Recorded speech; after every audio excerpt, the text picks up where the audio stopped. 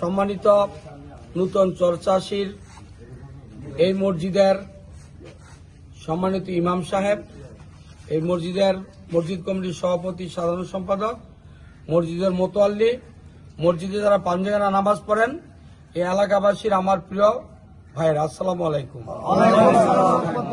আমি বাংলাদেশ জাতীয়তাবাদী দল বিএনপির কেন্দ্রীয় নির্বাহী কমিটিতে আছি। আমাদের দলের ভারপ্রাপ্ত চেয়ারম্যান তারেক রহমান, দলের চেয়ারম্যান দেশনেত্রী বেগম খালেদা জিয়া নির্দেশ দিয়েছে, যে যে এলাকায় বসবাস করেন, যে কেন্দ্রীয় নেতা সে তার এলাকায় যে প্রতিটি মসজিদ, মক্তব, স্কুল, কলেজের খোঁজ খবর নেবেন।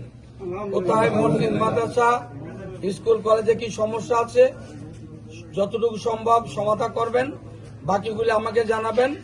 আমার ভারপ্রাপ্ত চেয়ারম্যান বলছে উনি করে দিবেন। আজকে এই চরচাশি মসজিদে, নতুন চরচাশি মসজিদে আসার উদ্দেশ্য এটাই, আমার জীবনে প্রথম এই মসজিদে আসা। এই মসজিদে অবহেলিত, এই মসজিদের কেউ খোঁজ খবর নেয় না, এলাকাবাসীর সামান্য অনুদানে এই মসজিদটি চলে।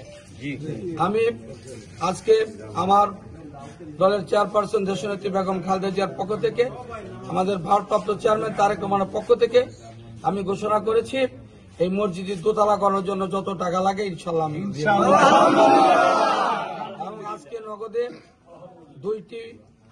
দুই টনি এসি, কিছু আংশিক টাকা আমি দিয়ে গেলাম।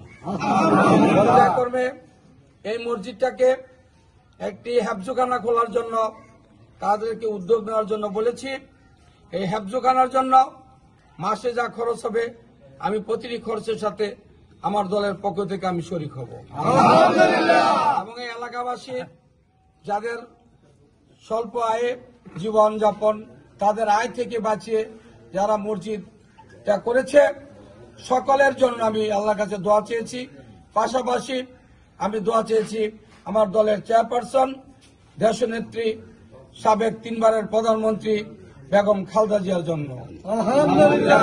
আমাদের প্রিয় নেতা, আগামী দিনের রাষ্ট্রনায়ক তারেক রহমানের জন্য আমরা দোয়া চেয়েছি। আগামীতে অল্প সময়ের মধ্যে উনি বাংলাদেশে আসবে, আপনাদের সাথে মিশবে।